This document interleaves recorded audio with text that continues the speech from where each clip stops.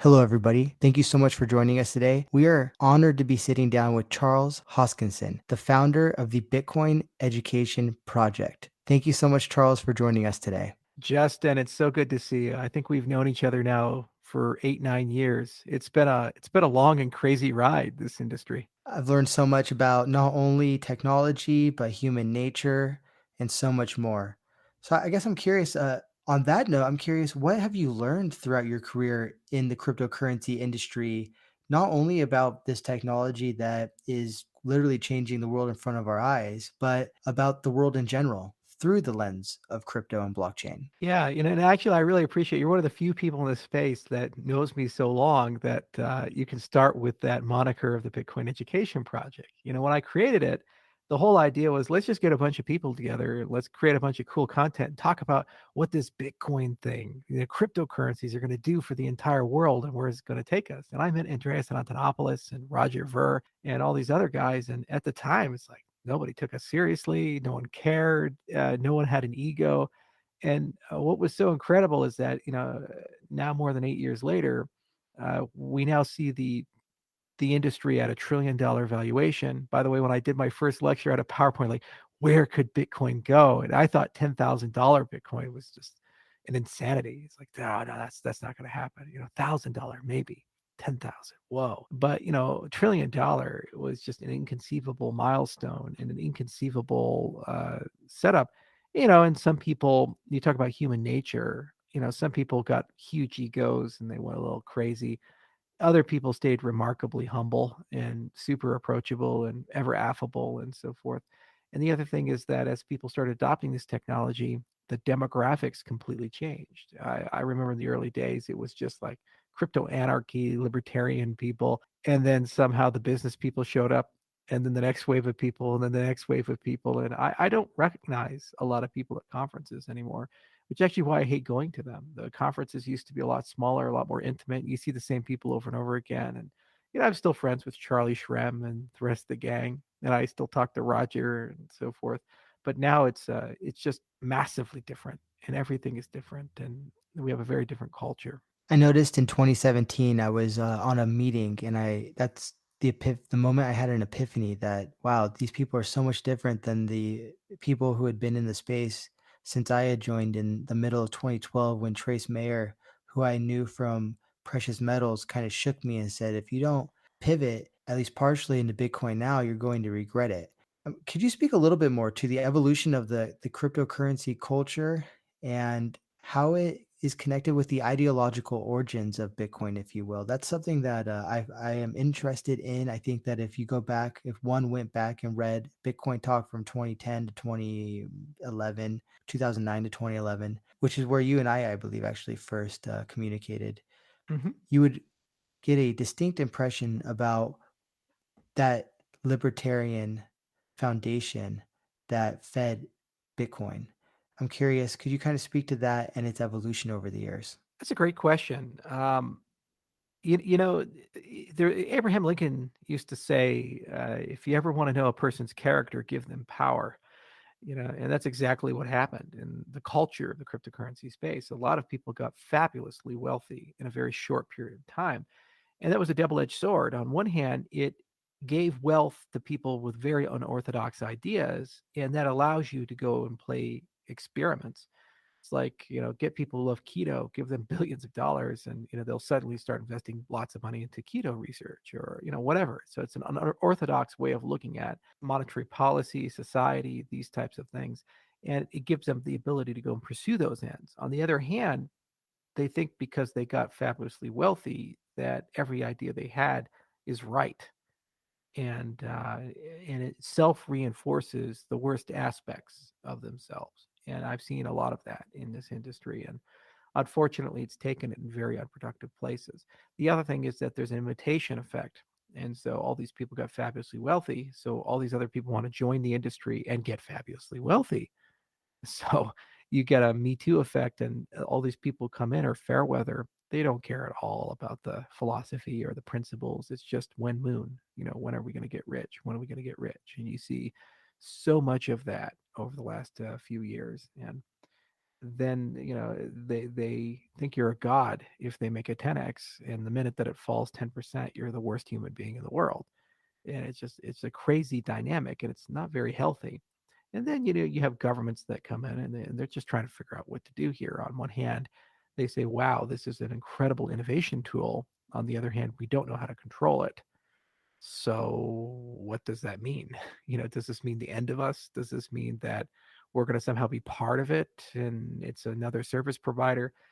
So it's definitely been a little crazy. All the experiments that Satoshi talked about, like the Namecoin stuff or issuing tokens or these things in the early days of Bitcoin talk, we've now run those experiments and we've created entire industries. And in just 10 years to kind of have that speculative reign of where are we going with all of this is truly astounding. So there's still a lot to unpack. We haven't achieved the libertarian utopia that we all dreamed and hoped for. On the other hand, we have actually introduced a bit of realism, and we're starting to get real progress. Like, for example, Tesla buying $1.5 billion worth of Bitcoin. I could not imagine 10 years ago a Fortune 500 company saying, let's buy some Bitcoin. It just is an inconceivable thing. And now there's probably within the next 12 months, Apple's going to take a position and other people are going to take a position. That's a humongous amount of progress for our industry as a whole. Also being so close to the technology and doing protocol design, just witnessing how many academic papers, how many open source protocols have been developed every year to solve everything from zero knowledge stuff to MPC stuff to consensus stuff. This is one of the most fertile research environments in all of academia and all of industry. It's going at a million miles an hour. It's crazy. You don't even have enough time to read all the papers because there's so many of them that are being produced. That was not the case 10 years ago. No one cared about us. In fact, the first academic who had enough courage to write some stuff about Bitcoin, who was big, was Adi Shamir. And everybody's like, well, he's Adi Shamir. He's a Turing Fellow. He's the S in RSA. He can do whatever the hell he wants to do. If he wants to go and write crazy papers about fruity, weird things like Bitcoin, okay. I remember the first crypto conference I went to, cryptography conference. It was crypto in Santa Barbara. And I ran into Diffie, from Diffie Hellman. And he asked me, what do you do? And I said, I'm a cryptocurrency guy. And he just grabbed his wine and walked away.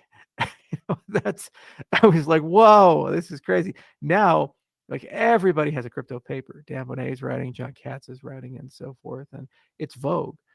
To see that kind of progress in an academic domain in under 10 years, to see that kind of social progress, that kind of economic progress, to see shows like late night television talking about it, to be on The Simpsons. That's a meme that has grown. It's like a goldfish you flush down the toilet. It's become like a shark in the sewers.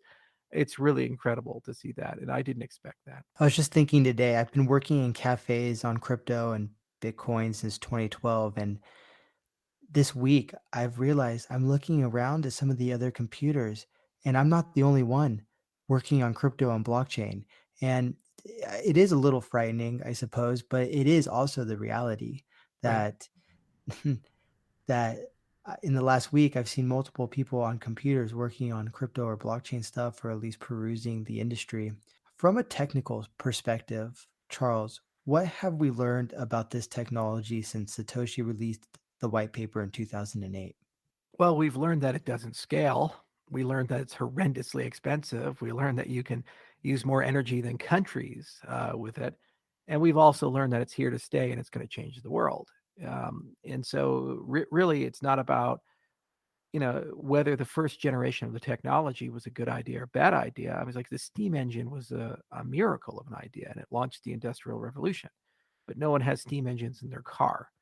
But mechanization, automation, the idea of mechanical labor, that's here to stay, and it changed the world. So similarly, this concept of instantaneously moving value in a decentralized ledger anywhere in the world, and smart contracts and these things, those are holy grails. And now there's multi-billion-dollar incentives for people to pursue and achieve them.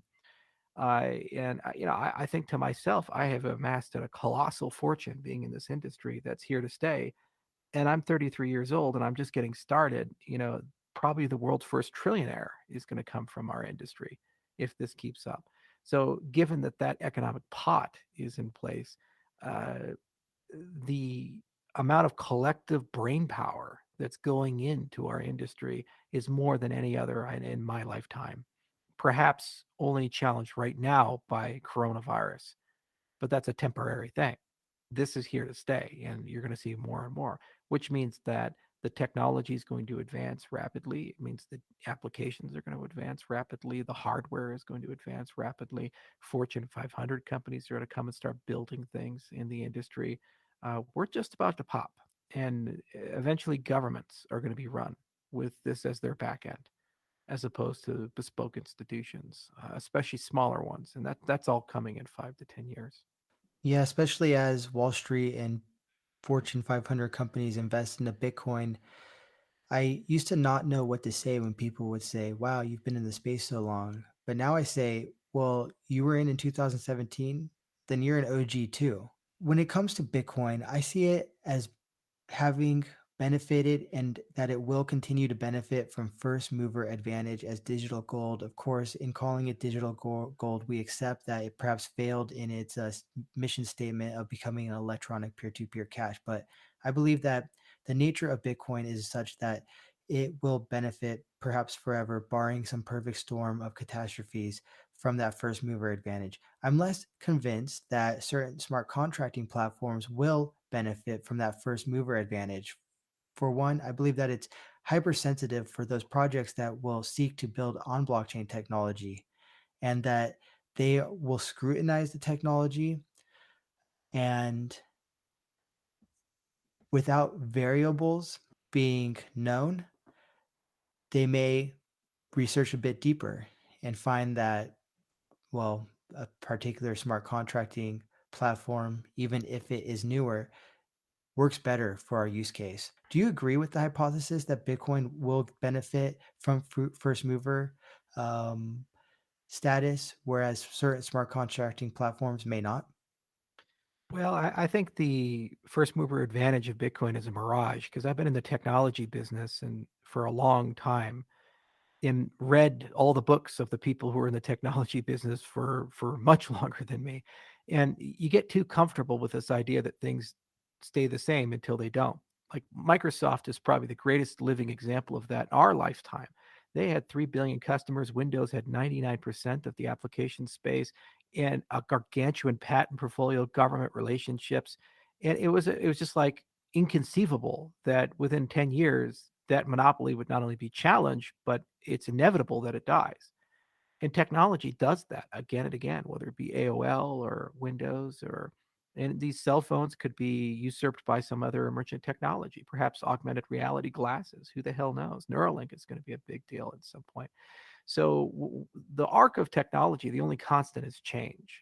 And what Bitcoin did is it introduced a radical idea, just like the internet introduced a radical idea. It's like when I was a kid, getting information was hard. I had to get on a bicycle and ride my bicycle to the library. I had to find the book, take the book home. So the movement of knowledge, of information, of data was a expensive and time-consuming process, sometimes dangerous. The internet comes around and then suddenly information is globally available instantaneously at any amount, as much as you want. So what Bitcoin did is it said you can teleport value anywhere in the world instantaneously. That's a super powerful concept because it was inconceivable before. This idea of moving $1 billion worth of gold from South Korea to America in 15 seconds. It doesn't happen, save alien technology. And then suddenly this Bitcoin thing comes out, and that's what's happening every day. Billions and billions and billions, eventually trillions of dollars of value moving every day instantaneously. So we talk about smart contracts, and I think you have to take a step back and say, what is a transaction? What is the most atomic way of looking at it? There are 5 properties of a transaction. First, transactions carry value. Value, it doesn't have to be a Bitcoin. It could be land. It can be identity. It could be intellectual property. It could be a non-fungible asset like a Pokemon card. It can be whatever the hell you want to quantify. It's just something that's meaningful to the parties involved, and they agree that it does have a notion of value. It's measurable. Then you have the concept of the parties, and this can be one to one to many to many to one. Okay, and so you have this concept of identity. There's concept of distinct entities or values transferring between them. Then you have metadata, and metadata is the story of the transaction, and that's actually one of the most important parts, and it's something we tend to not think so much about. Like, for example, I'll give you two transactions, same amount of value, same people, dramatically different metadata. Let's say you're withdrawing $300 at an ATM next to an Italian restaurant at noon. You'd think, oh, he's taking the friends out for lunch. Let's say you withdraw $300 at 3 o'clock in the morning next to a known brothel. People are going to be like, yeah, maybe Bob is doing something different there. And so the metadata is different, but the transaction's the same. Person X, $300. The difference is the timestamp and the location. That's it. And you can infer a huge amount from it. So metadata is hugely important in transactions, the story of the transaction. And then finally, you have the contractual side of things. And the contractual side is like, why are you doing it? Is it a donation? Is it a purchase? Is this like, hey, I'll only give it to you if you mow my lawn? Is there a contingency in the settlement of the thing? So that's where the smart contract sits in. And it's not magic. It's just basically a codification of why is this value moving, what are the terms and conditions, and a consent to those terms and conditions and automated enforcement of that. That's why Nick Szabo, absolutely brilliant guy, talks about the difference between wet code and dry code. And then the fifth property is a meta property. All these activities exist within geographies. Even though they're global and they're transnational in that they live on a protocol, the actors, the identity of those actors, live somewhere. Maybe it's America, maybe it's Zimbabwe, maybe it's China. So that transaction is implicitly regulated in some way. Even if it's unregulated, there's a notion that one of the parties is unregulated. Okay, so there might be a KYC requirement, an AML requirement, all these types of things. So that's a transaction. Those are those five properties. It has value, it has identity, it has metadata, there's a contractual understanding, and that there's a regulatory reality where that transaction lives. Now, transactions need infrastructure. You can run them on Swift, you can run them on the BIS, you can run them on Bitcoin, you can run them on Ethereum. So the question is, what is the ideal infrastructure for which classes of transactions which are going to be most prevalent and most useful in the 21st century? And it's a really interesting question. So what Bitcoin did is it said the rails that we are using for the 20th century are not made for the internet. So let's use rails that are, and let's make them open and global and transparent, accessible and immutable and auditable and timestamped. That's a very powerful concept. And now that that's there, people are saying we should build rails that have these properties. Oh, but by the way, we want instant finality. Oh, but by the way, we want high throughput.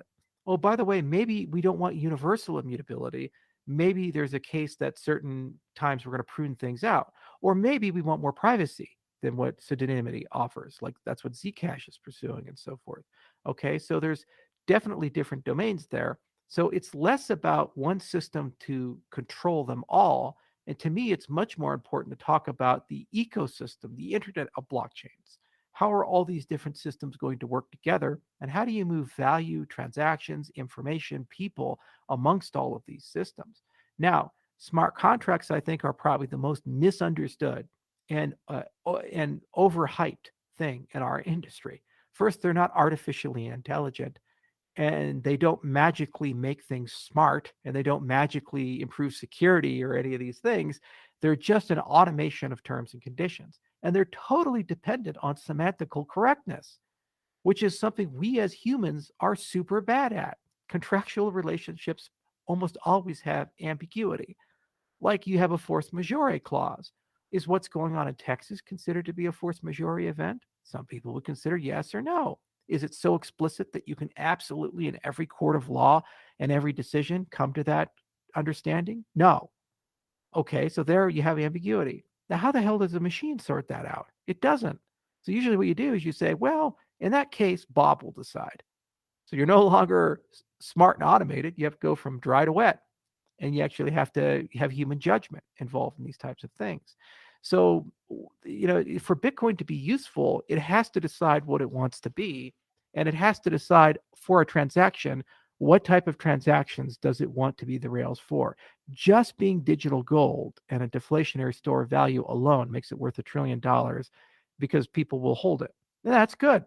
But if it wants to also be the place for commercial agreements to settle, transnational trade agreements, for peer-to-peer lending to happen, for people to have stocks settle, these types of things, it doesn't have the batteries included for that, and it would need a gargantuan facelift to do those things. But maybe it doesn't have to do that, and we just create interoperability, and you can send wrapped Bitcoin to systems that do those things, and it becomes a unit of account for the ecosystem. And that's probably what will end up happening, is that it'll still have some prominence in that respect, but it won't be the end all be all like maximalists demand. I read a book about the Soviet Union during my studies of the Soviet Union, and the text we read about the 1980s was actually called Everything Was Forever Until It Was No More. And that speaks to that the citizens of the Soviet Union, which Sheila Fitzgerald referred to as Homo Sovieticus, thought that the Soviet Union would be eternal until it was not. I'm curious, Charles, do you daydream about the future as it relates to blockchain and cryptocurrency? In other words, in the year 2100, what does the internet of blockchains look like? Well, first, social structures, going to your Soviet Union example, they tend to have what I call the social sinkhole effect. And so, what that means is that, a sinkhole grows from the bottom up, it doesn't grow from the top down. So, you're just driving on the same road every day, and unbeknownst to you, a hole is forming. And eventually, it gets so brittle that your car falls in and you go 12 feet into a ditch or something like that. You're now in a hole. Societies are the exact same way. They decay, but the institutions are still there. The military is still there. The currency is still there. You're still voting. The politicians are still there. And then somehow, some way, some triggering event happens. And then the sinkhole breaks and the whole society falls into it. The Soviet Union was a great example of that. Chernobyl was a decaying factor, and there were dozens of decaying factors. But no one decaying factor was enough until they reached the very end, and it was just like pushing a domino, and then it cascades and the whole thing fall through. We're seeing this in America, for example. We saw this in the Arab Spring with Mubarak and Gaddafi and other people. In America, I never thought in my lifetime I would see Americans storm our Capitol. I just never thought that such a thing would happen. That's a movie. It's not reality. I never thought in my lifetime we would be in such a divisive political culture where people we politically disagree with are deplatformed, censored, and demonized to a point where family members won't talk to each other. That's like Civil War stuff you read about in abolitionists in 1850s in the state of society. So we have institutions still, and they're still here, but definitely they're showing that sign of that social sinkhole. Now, your question was, when we looked at the 2100, what will this world look like? Form follows function, and form follows culture. So there's really two realities that I think will converge towards, and they're mutually exclusive realities. One is the vision China has for the world with social credit, and this concept that a very powerful centralized government that has a dictator or a collection of oligarchs will basically decide what is right for humanity. And that group of people will basically guide us into the future. And we must surrender our individuality, our autonomy. We must surrender our agency as humans to this central entity for the greater good. That's basically the way the Soviets looked at the world. The great leader shall lead humanity to utopia. All you have to pay is everything. And then the other side is this concept of maximalizing the individual without compromising the will of society. It's creating rules where we can be ourselves, the most of ourselves, but yet we will not behave in ways, either through wisdom or through immutable logic, that will harm society or whatever we care about as a society. It could be the environment or what have you. So that's kind of a libertarian utopia, So violence goes away, pollution goes away, and these types of things. because the system is built in a way that it so radically disincentivizes and so easily intervenes when it does occur that it just stops happening. And you do see this in certain societies, like in Japan, for example, they have a very low crime rate.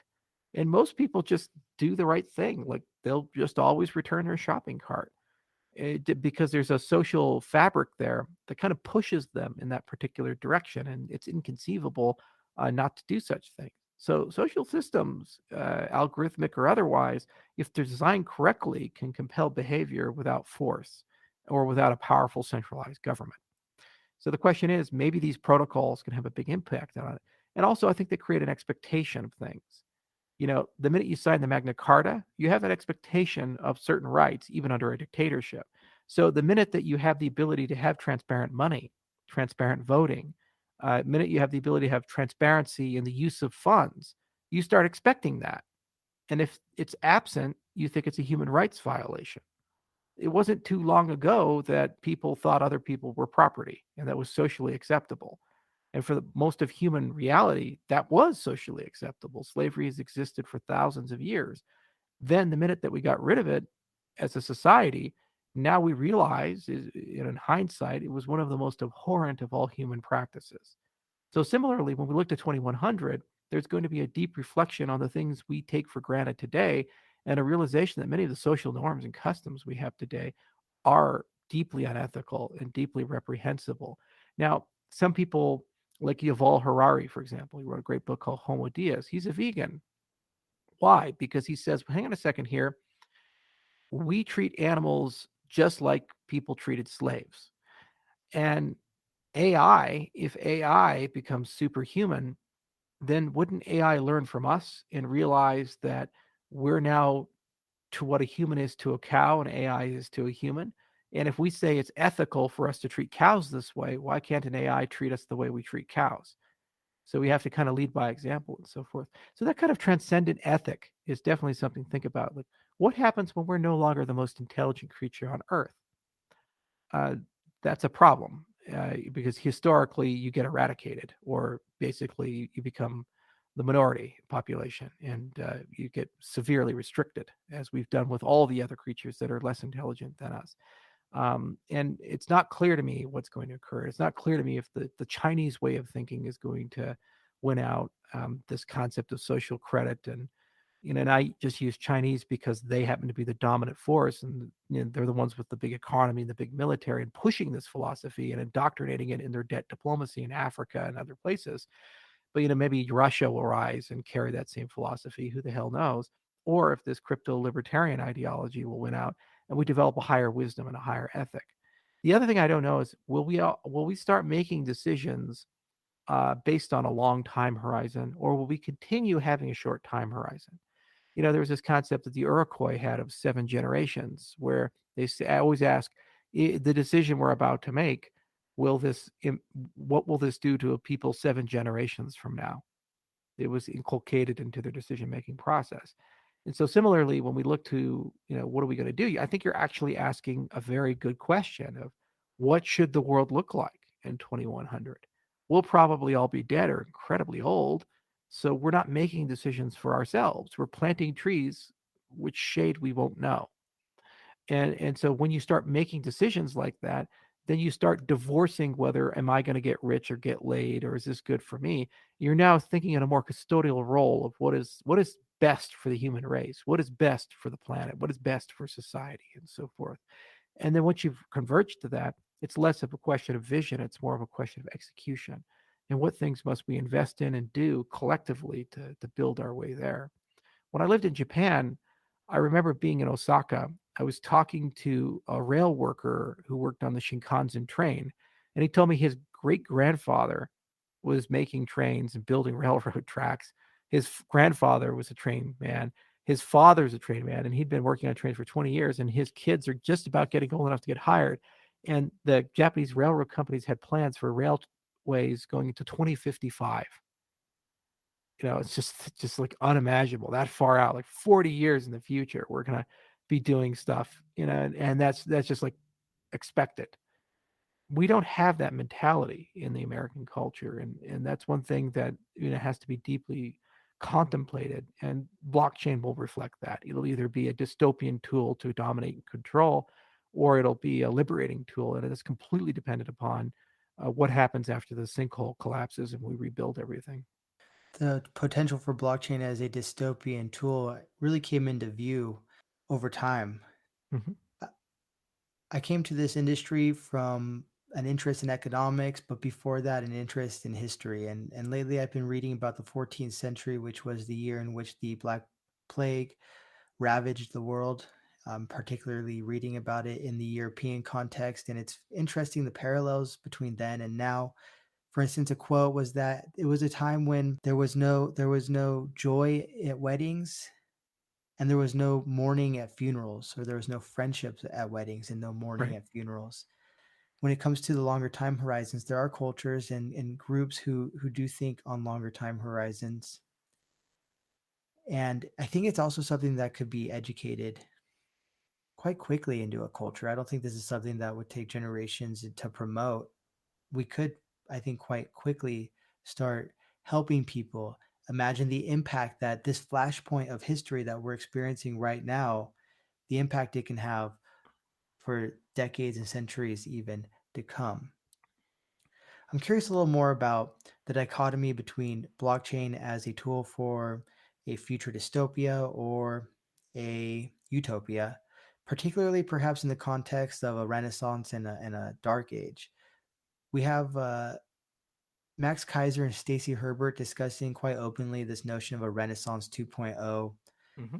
at a time when I think there's a lot of pessimism that's reflective in the pandemic culture, which we can read about when we learn about the Black Plague, about how mothers and fathers didn't raise their children because they expected death, or that neighbors were suspicious of each other, that doctors didn't help the sick because they were worried about falling ill themselves. What role does blockchain, can you elaborate rather on the role blockchain plays in the future, whether that be a Renaissance 2.0 or a new dark ages? Well, the most important contribution, one of the most important contributions of blockchain is this concept of incentives engineering. We underestimate the superpower that is in a society. Bitcoin comes out, one person's mining it, probably on a laptop or some academic computer, and then 10 years later, you have mining warehouses in Mongolia, in the country of Georgia. It's just unbelievable. Well, how did it get there? Was there central coordination? No. The incentives were built in a certain way that it grew organically in that particular direction. That's a superpower. And the question is, can you leverage that for other such things? So here's an example. Capitalism optimizes what's beneficial to you. So if you can spend your dollars now, or you earn your dollars by maximizing your short-term gains, then capitalism will optimize in that particular direction. But what if, now here's a thought experiment. It's a really cool philosophical thought experiment. What if you introduce this concept of a twin, a future twin to society? So there's Justin O'Connell today and Justin O'Connell the fourth, who is living in 2120. Okay. And you have two currencies. You have JO4 currency and JO1 currency. Okay. And there's certain things you can only buy if you have JO4. And there's certain things you can only buy with JO1. Now, one you can earn just by doing regular things every day, just like we do day to day. But four, you have to earn it by making the world a better place for JO4 in 2120. So things you do that you will personally not benefit from, but only he, your twin in the future, will benefit from. So you have both these currencies now, okay? But you need both of them to survive. Because let's say you could only buy land with JO4. Now, what capitalism is going to do, because you now have a dual currency system and there's different incentives behind it. One is a personal incentive, and what is an incentive for a person you will never meet deep into the future. They'll actually create goods and services and delivery for both Justins. And it just so happens that taking care of JO4, the one in 2120, is going to help save the planet. You'll care a lot more about climate change. You'll care a lot more about environmentalism. You'll care a lot more about education and sustainability, because you'd like for JO4 to be better educated than you are. You'd like for him to be a Superman. You'd like for him to live with free electricity. whatever it is, because the better his circumstances are, the more JO4 dollars you get, and the more JO4 dollars you get, the more land you can buy, the better the wife you can get, whatever the hell it is. It's incentives engineering.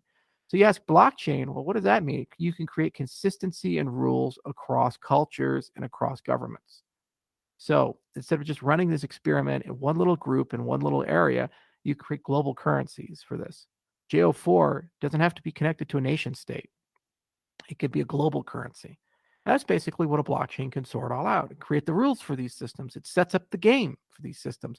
There's a cool game called NIM, which is a self-evolving game. Excuse me, Gnomic. It's a self-evolving game where by playing the game, you change the rules of the game. It was invented in the 1980s by academics in the East Coast.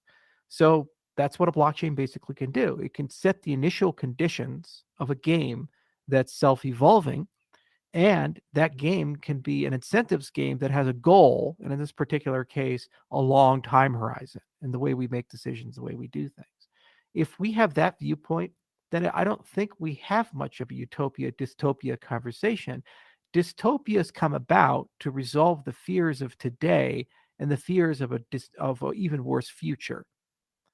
But if you're thinking about how you personally can do that, you would never endow a government entity with that much power. It would make no sense to you because you have agency in the future and you have a say in how are we going to resolve this entire issue. And so I think that's probably the better way of looking at it. Otherwise, the only way you can get rid of a dystopia is for it to have enough social sinkholing that it collapses, and just like the Soviet Union did, you have a small window of time to introduce freedom, and if you don't, you have a Putin that comes in and takes over the whole thing. It's always the case in these terrible societies. We've mentioned Mr. Elon Musk a few times here, and I'm curious what you think about his activity within the cryptocurrency and blockchain space, either as it relates to Bitcoin and or his role as CEO of Dogecoin. Aha. What Elon does so magically as an entrepreneur is he is the guy who's like a comedian of markets. He tells you the absurd truth, the absurd reality of the way the things are. And after you hear it, you're just like, yeah, he's right. It could be regulation. It can be markets like battery powered versus internal combustion. It can be space. Like, for example, what he says, imagine flying in an airplane where you throw the airplane away every time you fly. Who can fly? Well, that's what rockets do right now. So solve that problem, and then we can have a real conversation about Mars and interplanetary species and rah, rah, rah. And he solves the problem. And then we're like, oh, okay, yeah, it's self-evident. That's that. So what did he do with Dogecoin?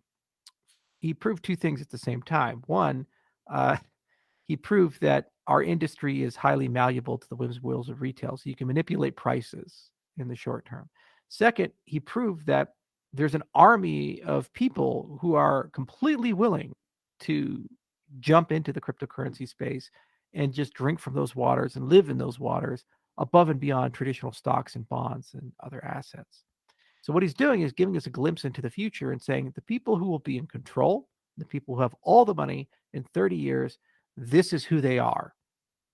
So don't for a moment believe that we're just going to put the genie back in the bottle and Wall Street is going to continue its dominion and so forth. The reality is that the 50-year-olds of the future, 9 times out of 10, will hold crypto over a stock or a bond. So by this one little thing with Dogecoin, he's demonstrating that to the entire world. Now, the cynic would say, well, they took a position in Bitcoin. The only way you're going to get to Dogecoin is by buying Bitcoin to get to Dogecoin. So it creates a price surge in Bitcoin. And it's a clever way of, reinforcing an investment. Maybe he did that too as like a play. The guy plays 4-dimensional chess. He does like 12 things at the same time with every action he takes. He's a genius. Great. He's the Howard Hughes of our time. But in general, I think he proves things like the comedian of markets in ways that are just unbelievably effective. And once you've seen it, you really can't go back. You can't unhear the joke. It's just like coronavirus lockdowns. When they tell a person sitting alone on the beach, you get a ticket for violating quarantine, but then they say you can go 10 feet down to the resort and have 50 people in the pool all next to each other. And that's completely lawful and legitimate. there's something seriously wrong with the legitimacy of what people are saying. And once you see that, the entire endeavor in that context loses legitimacy. And what Elon does is he just delegitimizes legacy structures and makes you feel disgust with him. And then you say, maybe his idea isn't the ultimate idea to get there, but the dude is in the right direction. And I'm just going to start walking in that direction because I don't want to live here anymore. This is crazy. The cynic in me, or I can understand how the cynical view would say he must be playing the markets. I hear Yeah. that as an explanation. However, I've been keeping an eye on particularly Google Trends, and there was a significant event that took place in the last couple months in which Dogecoin, all of a sudden, I think on the heels of his tweets about it, became just as searched on Google as Bitcoin and Ethereum. And this was perplexing to me because I felt that the implications were quite large. Now, I asked the question, could it be that Elon just understands the power of memes and understands how the power of a meme could propel a certain cryptocurrency and then therefore the complex of cryptocurrency as a whole? And I wonder that. I'm curious, what are your general thoughts about the efficacy of Dogecoin in general? And perhaps as it relates to my theory about Elon, perhaps simply having his finger on culture as it relates to both internet culture and the future of finance. Actually, I think I'm going to turn that question around on you, Justin. I mean, you've been in this industry as long as I have, and you witnessed the rise of Dogecoin, the fall of Dogecoin, and now the resurrection of Dogecoin. I mean, how does that come about? I'm kind of a cynical, grizzled old ancient war dog in this space, and I never for a moment thought that Doge would ever resurge. I thought it was just a meme. It carried its way out. So, how does this zombie resurrect itself? I mean, your view. Why do you think that happened? My working hypothesis is that, as Elon has suggested, Dogecoin is the people's cryptocurrency. Now, what I think a big turning point was is Wall Street bets. Wall Street bets in a lot of people's minds expose certain things about the way in which Wall Street functions. And I think that people were investing in GameStop and AMC not based on the traditional fundamentals about investing, but based on a movement, an idea, a experiment even, or an ideology.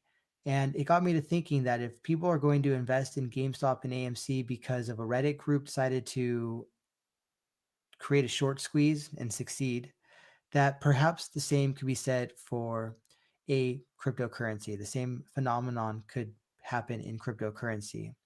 Now, Dogecoin has certain aspects that go against everything that Bitcoin was. For instance, Bitcoin is a deflationary currency. Dogecoin has an inflationary supply or an infinite supply. Right. What if people don't care that it has an infinite supply? They've seen the United States print more money over the last year than it had printed in its entire history, preceding Right. history. So perhaps an cryptocurrency with an infinite amount of tokens doesn't bother the modern investor. Perhaps kids in high school immersed in meme culture will trade the dessert in their school lunch for some Doge. And I don't think anything precludes Dogecoin from actually being the cryptocurrency which brings crypto to the masses, so to speak. As Elon says, that it is the cryptocurrency of the people. And this isn't a idea that I've been chewing on for very long. It really hit me in the wake of Wall Street bets, in the wake of Elon's tweets. Everyone's saying, "Oh, he's just pumping the market," but is he? I don't. We don't have the evidence that he is doing that. Perhaps he's just got his finger on the pulse of culture and finance. And you can look at Google search trends, and I think it's quite significant that Dogecoin is being searched just as much as Bitcoin and Ethereum. Right. Yeah, but the question is long-term durability. The question is that just the spur of the moment? Like, remember the pet rock, remember Beanie Babies, these types of things.